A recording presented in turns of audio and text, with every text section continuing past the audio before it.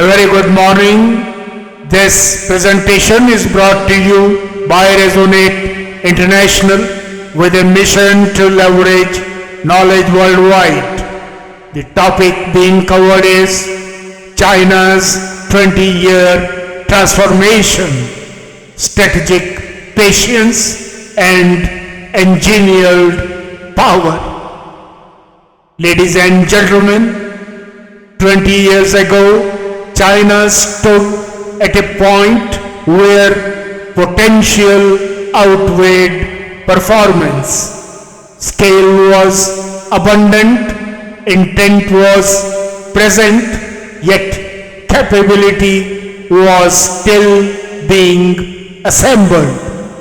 What followed was not a sudden rise, not a single reform, but a sustained exercise in strategic patience.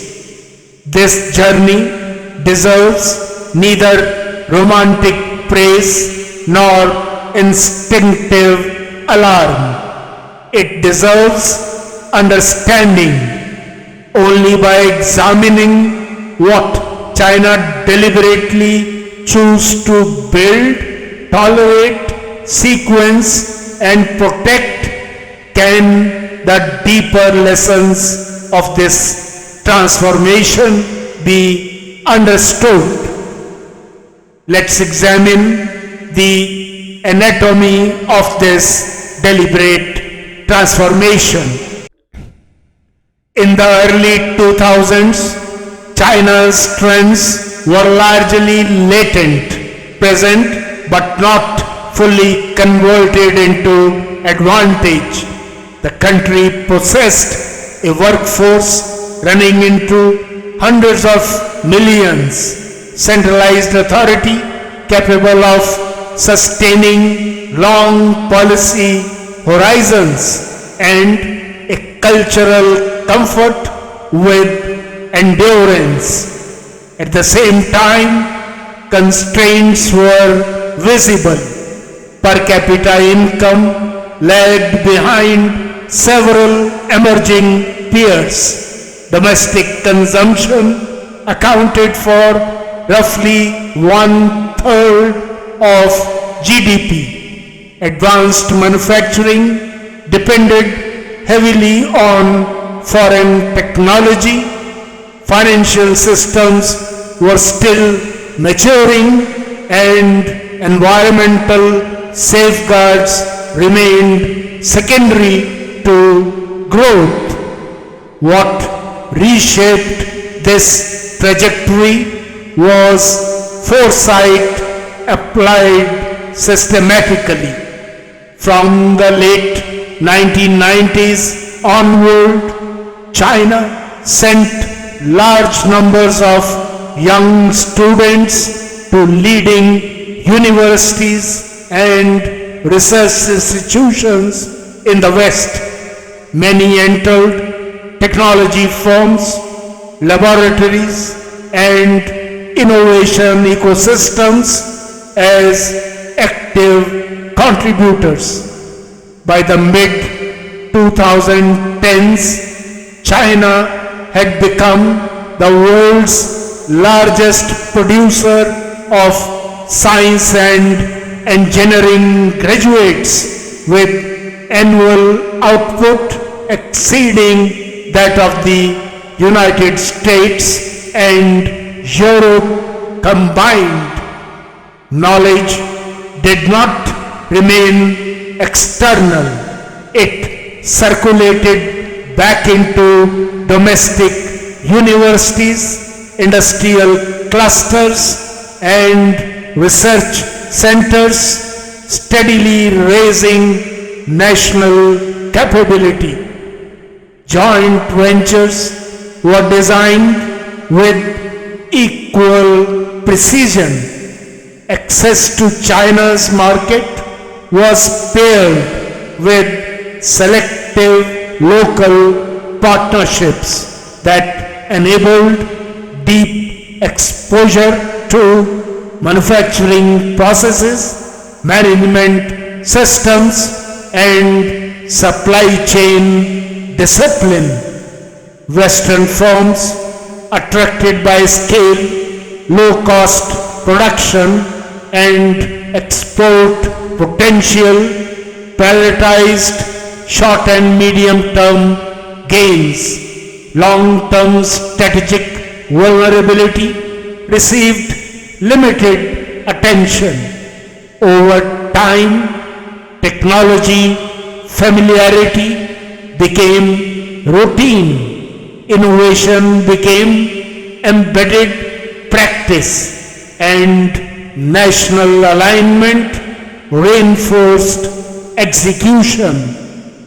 China also read the emerging world earlier than most. It positioned itself as the manufacturing backbone of the global economy, accounting for close to 30% of global manufacturing output by the early 2020s. Scale compressed costs, exports accelerated learning, and Western companies manufacturing inside China unintentionally transferred global distribution networks, market intelligence, and branding pathways. Dependence formed quietly across products, both simple and complex, combining affordability, reliability, and increasing sophistication. Economic expansion progressed alongside capability building in other domains. Military modernization advanced steadily, guided by a clear assessment that expanding trade routes, overseas assets, and political interests would eventually require credible power to protect them. China also observed the structural limits faced by Western democracies. Short election cycles, fragmented decision making, and difficulty sustaining long-term strategy. Using this understanding to position itself with patience and continuity. Language policy supported absorption rather than isolation, while Chinese remained the anchor. Learning global languages was actively encouraged to ease technology transfer, trade, and diplomacy. Alliance building expanded across Asia, Africa, and Latin America, while calibrated pressure in select regions created strategic space. Domestically, mainland resources were systematically developed. The workforce was shaped to execute projects of exceptional scale, risk, and complexity, often in environments others avoided. This execution mindset itself became a national asset. What's the way forward for the world? China's experience suggests a reframing of how national transformation is approached. The lesson is not about ideology or governance templates. It is about discipline of intent. Progress favors systems that invest in human capability, circulation, sequence reforms rather than overload them, align state capacity with execution, and consciously choose trade-offs instead of inheriting them by default. In an increasingly fragmented world, the ability to sustain direction over time may become the rarest and most decisive advantage.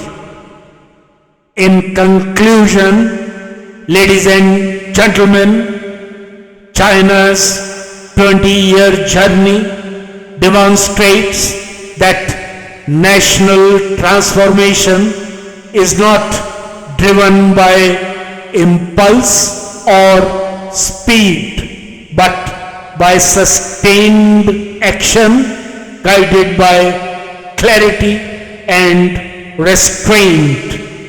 Progress follows consistent effort, not fixation on immediate results. The enduring message for the world is simple yet demanding.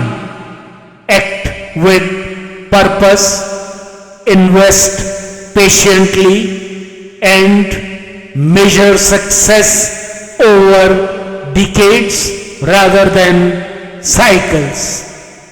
In the profound words of Lord Krishna, as captured in the revered Bhagavad Gita, true progress belongs to those who remain committed to right action without being consumed by immediate reward. Good luck, best wishes, and God bless.